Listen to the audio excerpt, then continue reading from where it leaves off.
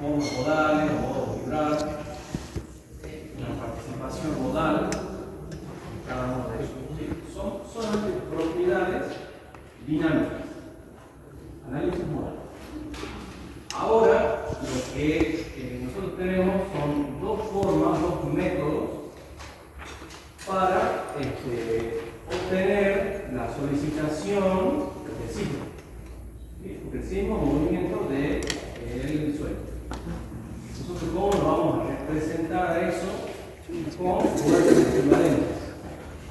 Porque a la estructura, salvo que uno haga un análisis que historia, le puede solicitar como sismo. Pero tiene que tener datos de ese sismo particular. Lo que no podemos prever, digamos, de este modo. Entonces,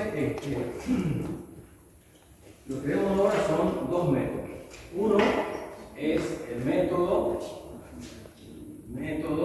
modal espectral.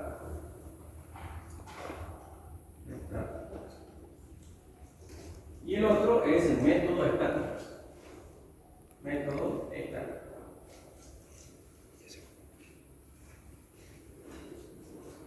La idea es ver en qué se basa uno, en qué se basa el otro. Este práctico en particular, estamos hablando del método modal. ¿Qué es lo que va a hacer el método modal para representar la acción sísmica? Lo que hace es basarse en el análisis modal y decir que la respuesta de la estructura va a ser una combinación, una superposición de todos esos modos de vibrar.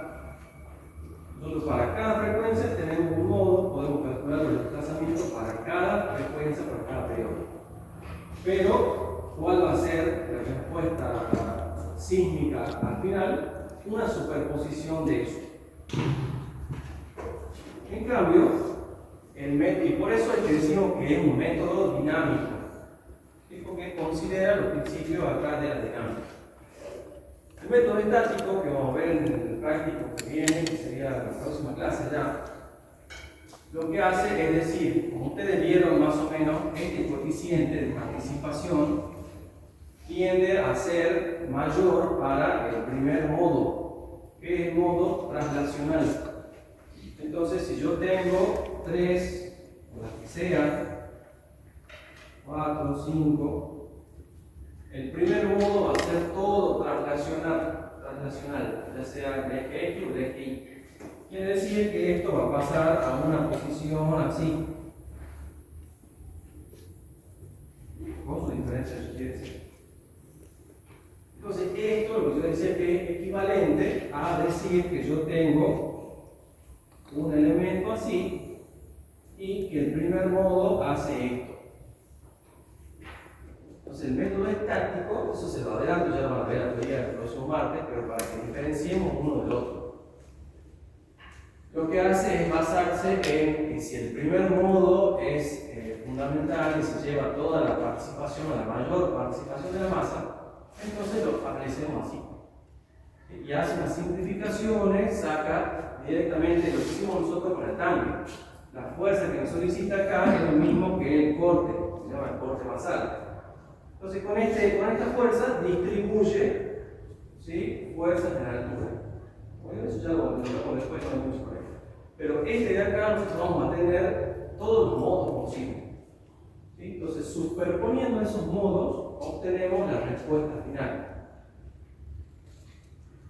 Entonces, ¿cómo vamos nosotros a determinar la fuerza basado en la ecuación de equilibrio dinámico que veníamos viendo? ¿Sí? ¿Cómo me quedaría eso? Lo escribo acá.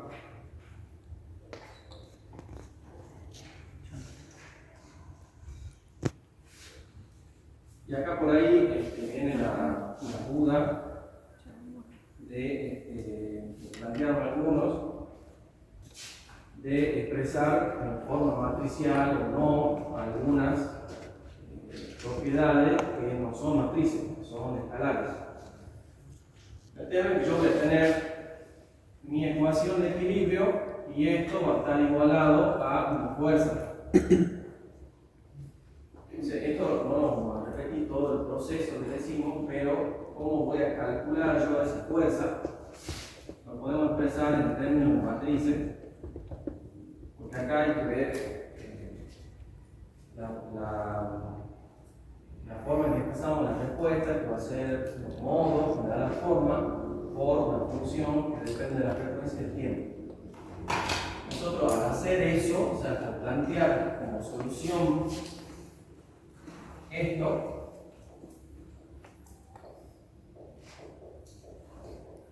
lo que hacemos es desacoplar el problema.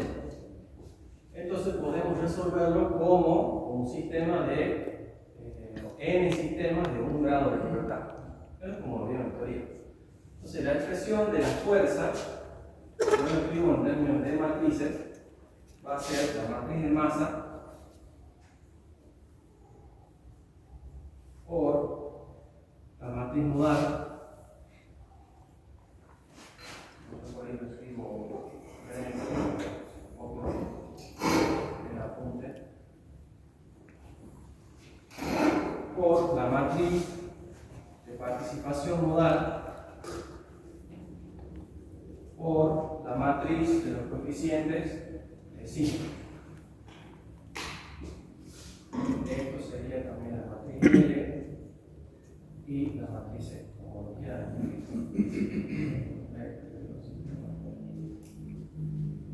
¿Sí? Pero esto es simplemente, si nosotros acá identificamos qué es una matriz y qué es un vector, si hace falta, o una superposición de vectores, que son coeficientes.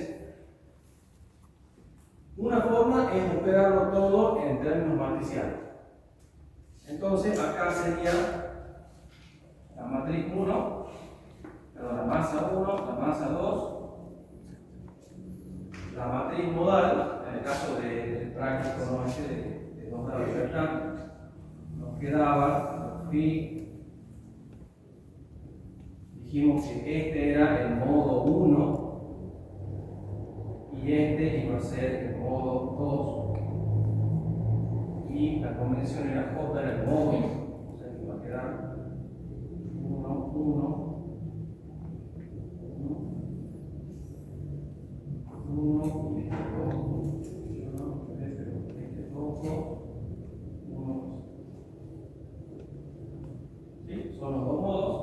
La matriz de participación, que es como le digo, no es que sea una matriz, sino que lo expresamos en términos matriciales, me va a quedar el coeficiente de participación 1 asociado al modo 1 y el coeficiente de participación 2. Después vamos a tener la matriz de los coeficientes, la matriz espectral, de los coeficientes 5. También va a ser solamente expresado así, coeficiente 1 y el coeficiente 5, 2. Si yo opero así, producto una matriz por otra matriz, me da una matriz, la multiplico por la otra matriz, por otra matriz, voy a llegar a la matriz. Y eso me va a quedar así.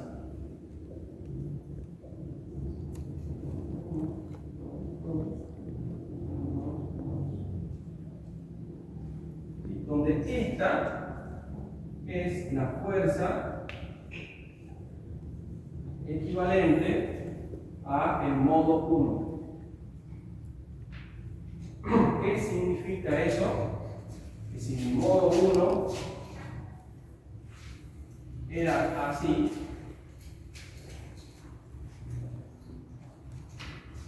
¿qué fuerza tengo que hacer yo para obtener esa configuración? Es aplicarle una fuerza acá y una fuerza acá. Entonces tenemos el modo 1 y acá tenemos el vector de fuerzas 1. Esto va a ser para la frecuencia 1. Esta va a ser la fuerza 1, 1 y esta va a ser la fuerza 2, 1. Entonces calculamos las fuerzas que producirían el efecto signo para nuestra estructura. Entonces, ahora sí, si yo quiero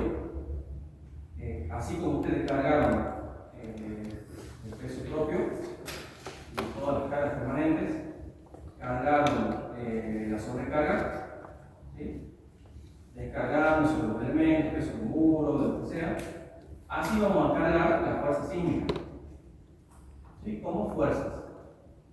¿Por qué esto nosotros ahora, yo no se lo pido en este práctico, por qué no podemos cargarlo directamente así, en su archivito de SAP? Porque cada una de estas fuerzas están asociadas a las masas. Entonces, ¿dónde tendría que aplicar yo esta fuerza? En el centro de masa de todo, de la losa sobre planta baja. Esta fuerza tendría que aplicarla en el centro de masa de toda la cubierta de chapa de agua. ¿Sí? Entonces, para nosotros, esto recién cargarlo en el programa, la fuerza sísmica, tenemos que hacer un paso previo de distribuir esas fuerzas por corte. Eso, como decimos ya, es independiente del método que yo use. ¿Sí? Cualquiera de los dos métodos, lo que me va a ayudar a obtener es la fuerza que se le aplique a cada masa. Y ahí termina el método. ¿Sí? Después nosotros vamos a ver cómo eso lo aplicamos por órbita. Porque hay que tener en cuenta que el punto de giro de la estructura es un centro de rigidez. La fuerza se aplica en un centro de masa. Entonces tenemos una torsión. ¿Por qué? Porque nosotros acá, para calcular, digamos, la cuestión dinámica, el comportamiento dinámico, lo llevamos todo a un punto. O sea, toda la losa que ustedes ven ahí con la forma irregular, nosotros le dijimos que es un punto y que tiene un grado de libertad. La realidad es que no. Entonces ahora tenemos que representar realmente lo que va a solicitar a cada uno de los vórticos, cada uno de los columnas del día. ¿Sí? Esto, si yo no lo quiero calcular en forma matricial, bueno, voy a calcular una de las fuerzas. Entonces esto ya sería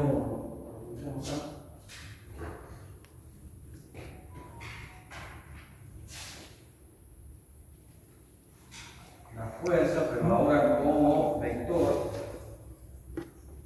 Hacer la fuerza 1, esto va a ser 1, 1,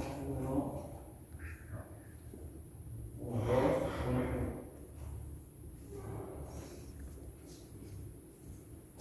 Eso va a ser igual a la matriz de masa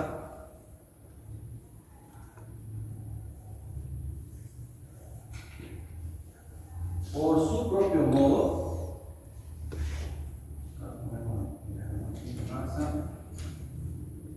Por su propio modo, o sea, no la matriz modal. Este era el modo 1, 1, 2. Ese vector por la matriz con el vector, que es un vector por el coeficiente L1 por el coeficiente sísmico. Es lo mismo que vamos a estar expresado para cada uno de los modos. Entonces, después hay unas cuestiones que me dice el reglamento, por ejemplo, para la aplicación del método modal, es que yo tengo que considerar todos los modos. Una es considerar todos los modos. ¿Sí? Yo tengo 20 pisos, 20 modos. Pero ustedes verán que, sobre todo en el último problema, que son de 5 grados de libertad, que ya los últimos modos no son tan predominantes. ¿Sí? Están metidos ahí dentro de una posibilidad de vibración, pero no son tan determinantes. Entonces me dice el reglamento que yo tengo que incluir en la respuesta todos los modos necesarios que me representen al menos el 90% de la participación. 90%. Ustedes se fijaron que suman todos los modos y da 1. Bueno, van sumando, se fija el modo 1. Me da 0,78, bueno, estamos en 78%. Le sumo el segundo modo, con eso me queda 0,82. Le sumo el tercero, ya me da 0,93. Ahí nomás, con esos 3 modos ya obtengo una buena respuesta. sin necesidad de sumarle los mismos. Eso nosotros en el programa, si ya lo vemos en otro práctico, podemos decirle que haga la superposición lineal con tantos modos. ¿Sí? Porque, ¿cuál va a ser la diferencia entre los modos nuestros de acá con los modos del SAP? Que nosotros acá tenemos este elemento, que son 2 puntos. ¿Cuántos modos posibles hay acá? Son 2. El SAP no utiliza la dispersión de masa, sí, utiliza elementos finitos. Entonces concentra cada masa en cada nudo. Entonces imagínense cuántos modos se pueden generar al hacer eso. Si voy a tener un modo por casi cada columna, son un montón. Entonces por eso ustedes cuando vean el programa van a ver un modo donde todo se traslada hacia en el sentido de un eje. Ese coincide con uno de los modos. Después le va a aparecer, por ejemplo, como le digo, el modo 1. Modo 1 mejor va a ser translacional en X. Entonces, ¿a qué modo se corresponde con el que nosotros vimos? A nuestro modo 1 en X. Después ustedes van a ver, esto sería en el programa avanzado. Van a ver un modo 2. Y ese modo 2, ustedes lo van a hacer correr para ver cómo se deforma y todo, y le van a dar que es translacional en I. Entonces, el modo 2 del SAP no va a ser el modo 2 que yo calculé en X. Va a ser el modo 1 que yo calculé en la dirección Y. Ese es cómo identifico los modos. Después me va a aparecer, supongamos, un modo 3. Ese modo va a ser rotacional, por ejemplo, porque estamos modelando 3D. Rotacional. Ese modo no lo vemos nosotros acá. ¿Por qué? Porque nuestro sistema no tiene ese grado de libertad. Si no consideramos nosotros que esta masita de acá haga así. Si no, nos queda muchísimos más grados de libertad. Después aparecerá otro modo 4, modo 5. Si yo por esas casualidades me enfoqué a modelar una correa metálica, va a aparecer un modo que sea la vibración de esa correa sola. ¿Sí? Entonces esa correita que va a ser así, simplemente apoyada, va a ser como una masa concentrada, va a hacer esto, va a oscilar así. Y el SAT lo va a tomar, va a ser un modo. ¿Sí? Entonces es identificar los modos que yo calculé acá con los modos que me muestra el SAT. ¿Por qué va a haber diferencia? Porque acá yo utilizo métodos de masa discretizada y acá yo utilizo métodos de energía.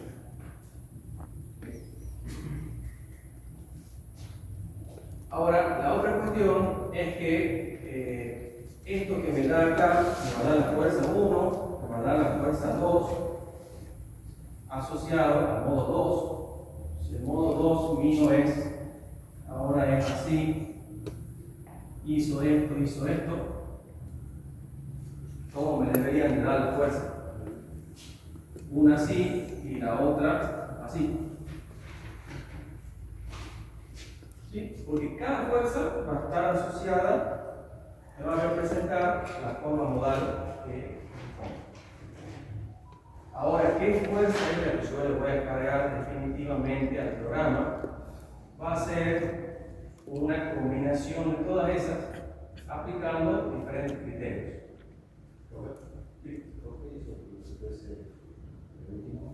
¿Este? Porque ese es el otro modo. O sea, ese debería de ser el modo 2 para nosotros. Entonces acá tenés esta sería la fuerza 1 del modo 2 y esta sería la fuerza 2 del modo 2 que tenemos acá.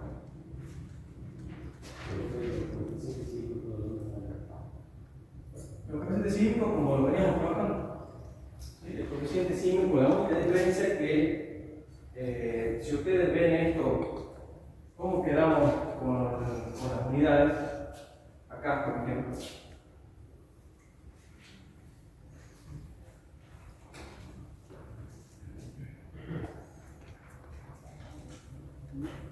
Está faltando algo ahí para llegar a las unidades.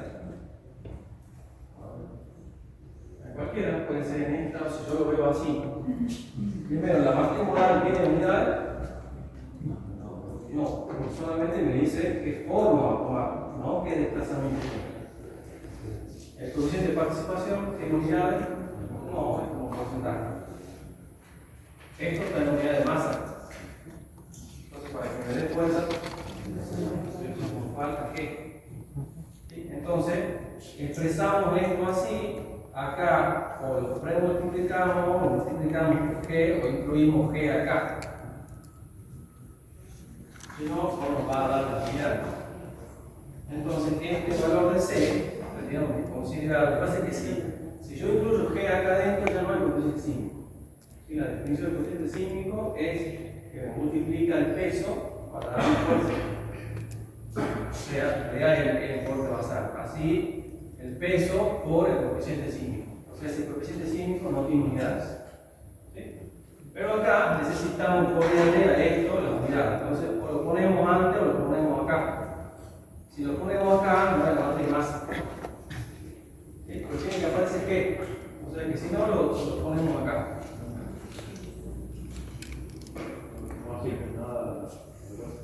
No, porque es como uno lo define. Lo que pasa es que lo van a ver en los apuntes. Como que solamente hasta acá. Pero a mi criterio, ese no es el coeficiente sísmico C. ¿Sí? Entonces G tendría que estar aparte.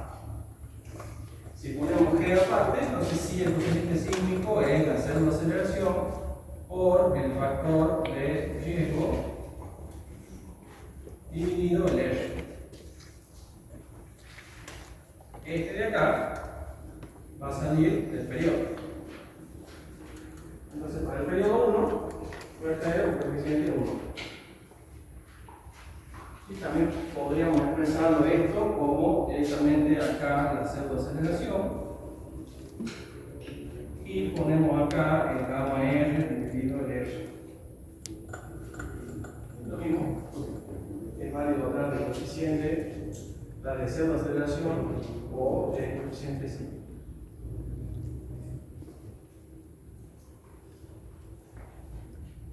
Entonces, ¿cómo voy a calcular la fuerza final? Acá en el reglamento,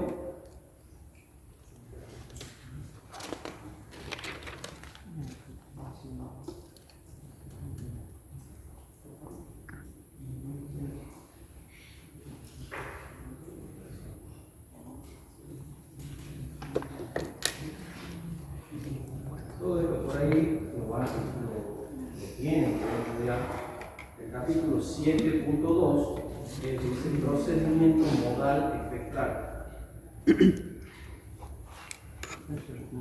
Entonces, acá me dice cómo va a ser la ordenada C, como vamos para acá. Me dice que tenemos que tener en cuenta la sección estructurada, me dice esto de los modos a considerar, del 90%, y me dice la superposición modal. Dice, para obtener el efecto total en una dirección de análisis se utilizará el procedimiento de superposición cuadrada completa, CQC, CQC,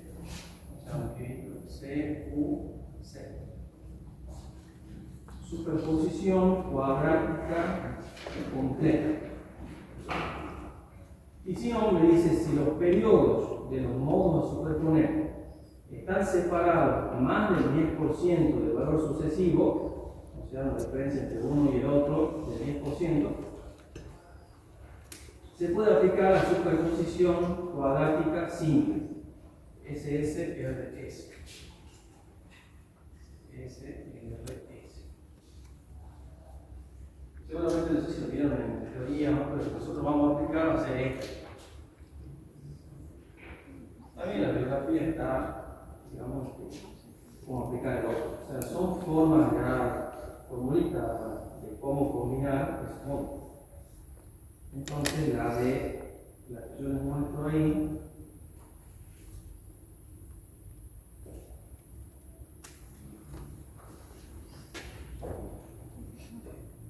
me dice que ya la fuerza máxima probable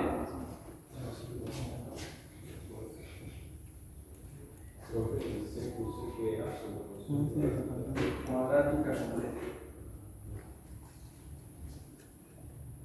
Fíjense que yo para cada modo tengo una fuerza, un vector fuerza. Ahora tengo que superponer a esos dos. Entonces, ¿de qué manera lo voy a hacer? Obteniendo ya un único vector que va a ser de fuerza máxima probable.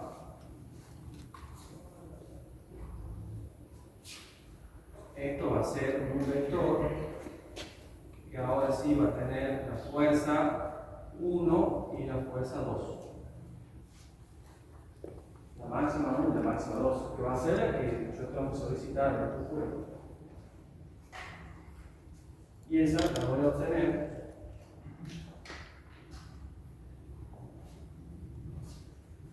en la raíz cuadrada de la suma del cuadrado. Entonces, la raíz cuadrada de la sumatoria de estas fuerzas al cuadrado, pero vamos a poner acá de J. J igual a 1 a n y la fuerza J. O sea que yo voy a tomar para el modo la componente J, quiere decir que voy a superponer esta con esta. De esas dos, bueno, en este caso, ¿no? Si tenemos más modos de todas esas fuerzas. O sea, no me saca la relación entre una fuerza y la otra, ¿sí? Sino entre todas las fuerzas que van a estar aplicadas en ese modo. Y después, para calcular me va a vincular esta fuerza con esta fuerza. O sea que tengo que hacer ahí la suma de esas dos al cuadrado y sacar el cuadrado. Ese es el método del segundo.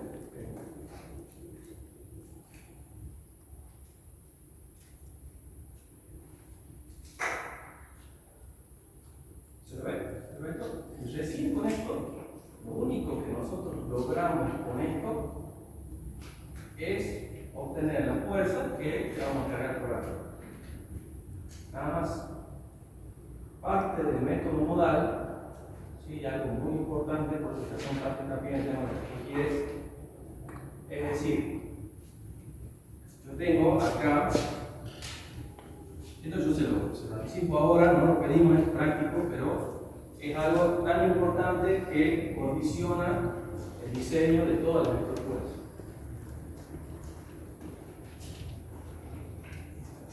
Nosotros tenemos, supongamos simple, un portiquito así. Yo digo que le doy un coeficiente de reducción n igual a 7, ¿sí? Pero, o sea que le voy a permitir mucho mayor desplazamiento sin que tome más carga. Esto se me va a deformar, supongamos así, con la placa rígida. ¿Qué pasa si yo lo dejo, eso se deforme como D? O sea, la fuerza sísmica que ustedes vieron depende de la masa, yo lo dejo que se deforme así. ¿Sí? Esa deformación yo puedo diseñar los elementos estructurales para obtener esa deformación. Pero, ¿qué pasa con las cosas que están adentro? Mampostería, carpinterías. ¿Qué pasa si yo permito que el pórtico se me deforme sin control? Eso se me va a romper. Entonces, hay un criterio de verificar eso, que ya debería ser como un criterio de rigidez. netamente rigidez. Aunque no lo crean, eso termina condicionando todo el problema sobre todo el edificio. Entonces acá yo voy a aplicar, ya aplico la fuerza sísmica, supongamos en el eje X, y obtengo un desplazamiento. Ya no hay carga unitaria, ni todo de carga, cualquier carga, eso va a sacar rigidez. Ahora yo le aplico el sismo y veo cuánto se me deforma con el sismo. Y entonces voy a limitar esto. El reglamento me dice, no directamente eso, pero claro, después para que se queden con el concepto. De que esto no termina acá.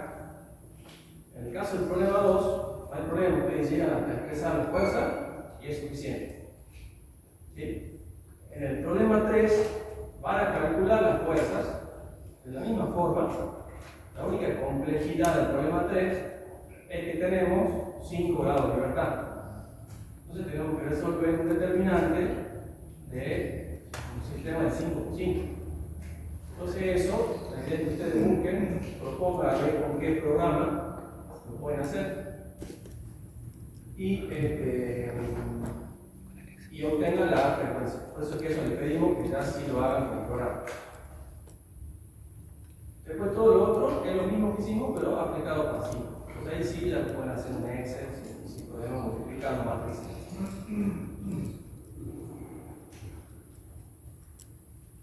Entonces, te decía, el problema no termina ahí. Nosotros determinamos la carga. ¿Qué pasa si no me verifica la deformación?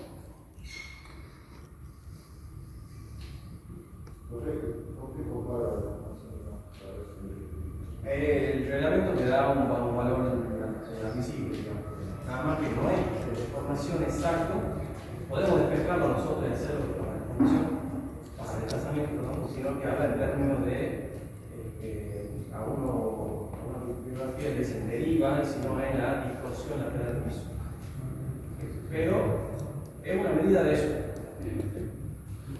¿Qué pasa si no verifica esa? Si acá me da a mí que yo puse un edificio de 5 pisos, todas columnas de 20 por 20, ¿sí? Y de repente le aplico la carga y esto se me deforma un metro.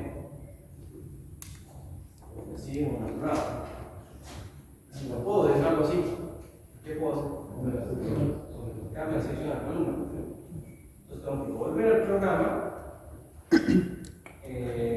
cambiar la sección de la columna, recalcular todo, la fuerza, volver a aplicar la fuerza y seguir verificando.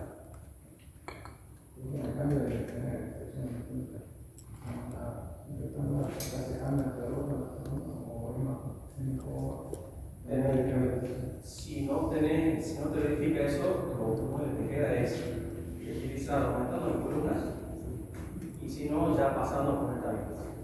Tenemos un sistema combinado. Hasta 5 pisos se lo podría resolver con columnas. Entonces, que se quede con esa idea de que es ese proceso. Obviamente que si no lo hacíamos con el nivel 1, tampoco lo hacemos con el nivel 2, de hacer eso de forma manual. ¿Sí? No lo hacemos. Por eso es que en el problema 3, yo lo único que les pido es que ustedes lleguen a esta fuerza, la fuerza máxima, para un planteo inicial que van a hacer ustedes. O sea, tenemos la planta de ese edificio, ustedes pondrán columna, no pongan 20 por 20, ¿sí? La ubicarán de cierta forma y calcularán todo hasta la fuerza. Y como les digo, no tendría de llevarles, o sea, no hay nada nuevo respecto del problema 2 y 14 que llaman. ¿Sí? Lo complicado va a venir cuando en el próximo práctico nosotros veamos cómo calcular la fuerza con el método estático, que es mucho más sencillo, y después veamos cómo nosotros vamos a cargar el sismo en el programa utilizando cada método.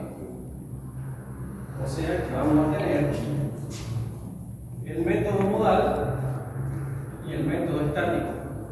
resuelto en forma manual y resuelto utilizando el programa. Entonces, imagínense, si el programa ya solo me saca la fuerza, lo único que yo tengo que hacer es sacar el candadito del programa, asignar columnas nuevas, más grandes, y correr de vuelta. Y así ir probando. Si yo tengo que correr 50 veces, tengo que correr, digamos, que verificar esa deformación sí o sí. Por eso es que no le pido ahora el SAP, pero va a ser el SAP del próximo práctico. Con el mismo ejercicio del problema 3, vamos a resolver, digamos, la fuerza sísmica con los dos métodos, con el SAP y con en forma manual. Entonces, ¿cómo vamos nosotros a verificar esos desplazamientos? ¿Lo vamos a hacer a mano? ¿No? Bueno, si quieren, sí, digamos que quieren hacerlo manual. No, digamos, porque eso no se pasa, es imposible. ¿Sí? Cargar y cargar y quedar en forma manual es imposible, sería un experto de tiempo. Entonces nosotros ya sabemos el problema 2, cómo modelar un estructura en 3D, cómo determinar el periodo, los modos.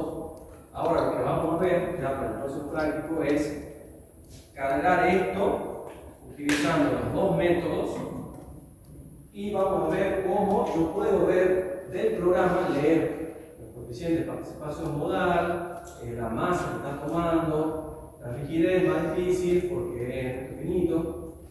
Vamos a ver las fuerzas que está aplicando el programa y eso sí lo comparamos. O sea, con la iteración inicial comparamos. Pero para llegar ya al modelo definitivo que verifique todo, voy iterando con el programa. ¿Se lo ve? ¿Se lo ve eso? ¿Se entiende? Lo vamos a hacer, digamos acá, porque voy a enseñar cómo sacar todo. Pero a nivel profesional, lo que uno hace es eso, con el programa, es decir, voy iterando. Si tengo que rotar una columna, la roto. Si tengo que aumentar una columna, aumento. Y corro el programa de vuelta. Y eso que no estamos incluyendo, que nosotros no solo tenemos que verificar eso, tenemos que calcular las armaduras. Entonces, con cada iteración, yo debería de calcular las armaduras. Entonces, pero bueno, por ahora vamos a quedar ahí. Entonces, cerramos ahora el problema 2 con las fuerzas. Ustedes repiten todo el procedimiento con el práctico, con el problema 3 del edificio y llegan a la fuerza. Con una primera propuesta, no tienen por qué tener los grupos iguales, ni en tamaño de columna, ni en ubicación de columna, ni nada, porque de hecho las plantas son diferentes. Se fijan, no tener una columna en el medio del ambiente. ¿Sí? No puede, eso lo vimos en el planteo estructural. Después, si necesitamos cambiar el planteo, lo cambiamos. Se pasa. Y la entrega, entonces, para finalizar el práctico 3, es la entrega de esa de las fuerzas calculadas con el programa. No sé si hay alguna duda. Veamos entonces el problema 2, no sé si ya terminaron el modelito del SAP. ¿Les queda claro que comparamos el SAP en el problema 2? Solo periodo. ¿Sí? Viendo que no necesariamente el periodo 1 y 2 coinciden con el 1 y 2. Hay que buscar los modos, fijarse cómo vibra eso, sacar ese periodo y comparar. ¿Alguna duda sobre el problema 3? ¿Saben cómo tienen que ustedes modificar la planta de arquitectura? Lo dije en la primera clase, que no sé si lo... Si se fijan en cada planta, si se fijan ustedes en el archivo de AutoCAD, tienen una planta así, y esto me dice que es el ancho.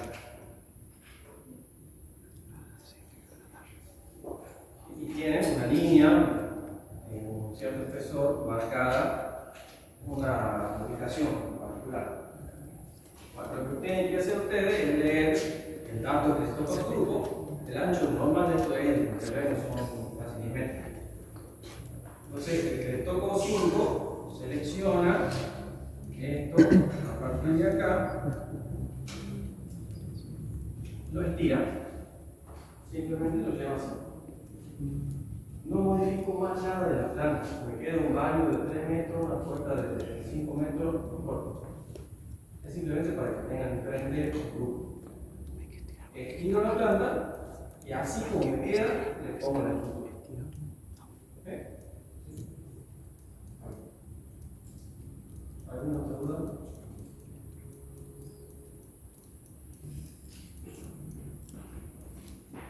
El cálculo de la masa, de la misma forma, considerando mitad del nivel arriba hasta el nivel abajo.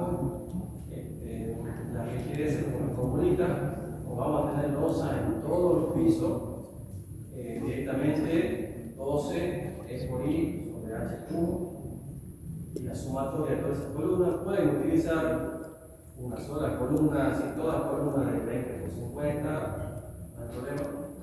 El tema es que después verifiquen, ¿sí? En el próximo plan. Acá pueden utilizar la misma columna, la botan, más o menos hacer una propuesta ya a criterio, los mismos dos, y lo resuelven. ¿Sí? Igual no termina la clase, nada, ¿no? Ustedes siguen haciendo eso. Quiero ver cómo le van el problema 3.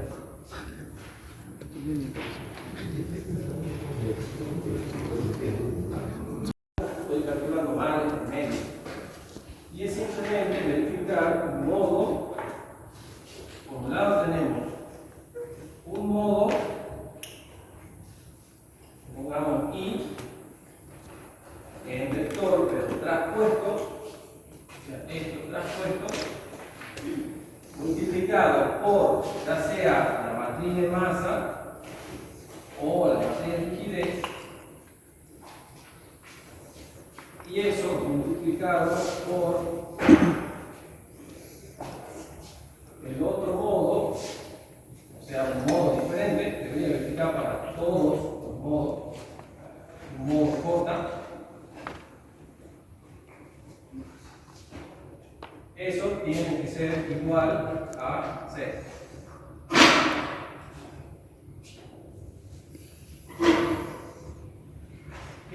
Tienen que darle un valor escalar, pero es 6. Eso por un lado, respecto de las dos matrices. O sea que algo respecto de las dos matrices, un calculito más.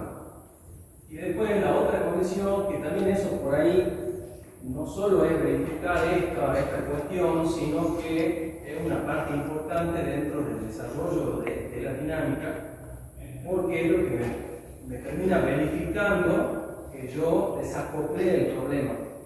En vez de que tenga una matriz de rigidez, esa que es una diagonal extendida, me va a quedar una matriz, que creo que en la teoría le ponen la matriz asterisco, que va a ser netamente diagonal. Entonces, con eso, si uno hace el producto de la matriz y demás, me quedan n ecuaciones de un grado de libertad. Y es lo que nos permite resolver, digamos, el problema de esta manera. Entonces, eso. Acá. Paso también. Era consultable que.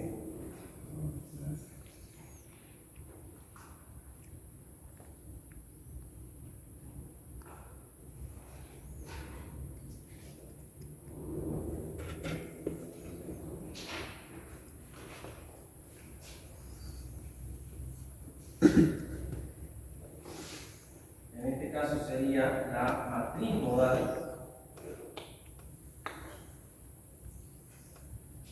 por la matriz, ya sea acá de masa o la matriz de rigidez o también el momento, y eso multiplicado por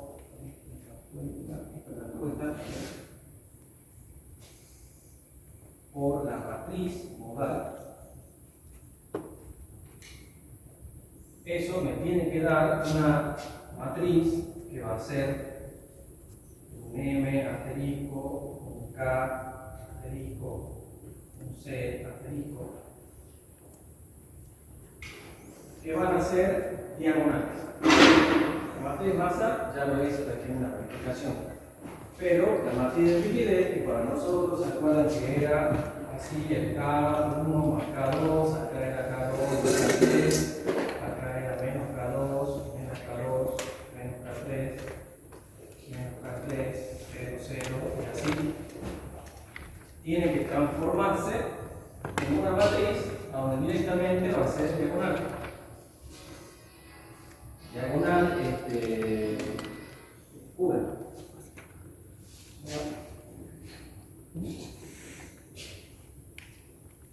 una matriz, lo voy a tener acá, un K1 asterisco, un K2 asterisco, un K3 asterisco y así, acá se. Entonces lo hacemos respecto de la masa, verificar, y lo hacemos respecto de la rigidez, para ver cómo se desacopla esto. Eran dos cositas que quedaban pendientes, que se las suele pedir, que suelen hacer. La otra cuestión era respecto de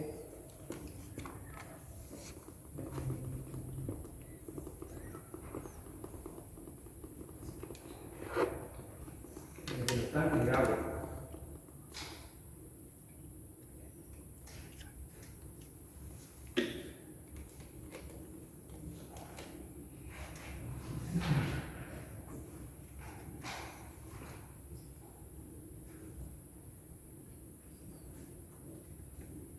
En el artículo 3.6.1, que dice edificios comunes, 3.6.1, que eso lo tienen que verificar sobre todo para el problema 3.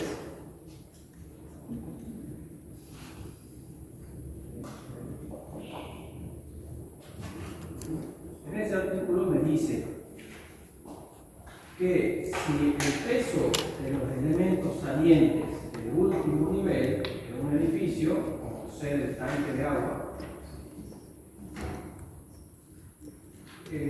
dice, se podrá considerar aplicado en el último nivel si la incidencia de la masa es hasta el 25%, ¿sí?, de esa masa o del peso total. Entonces, en el problema 2, ustedes tenían en el local comercial un tanque chiquito. Igual lo verifican, ¿sí? A eso lo pueden incluir en la masa del segundo nivel. En el caso del edificio, tienen un tanque de agua mucho más grande. Entonces, se fijan si la masa de ese tanque, o sea, de ese tanto, perdón, el peso de ese tanque, que va a ser el peso propio del tanque más el peso del agua, si eso no supera el 25% del último nivel. O sea, el peso, del tanque de agua, y este va a ser del nivel 5. Si no supera el 25%, entonces yo lo puedo incluir. Si ese tanque de agua es mayor que el 25% del peso de ese nivel, tiene que ser tratado como un grado de libertad máxima. Entonces puede ser que termine siendo un sistema de 6 grados de libertad en vez de 5. ¿Sí? Pero el tratamiento lo va a hacer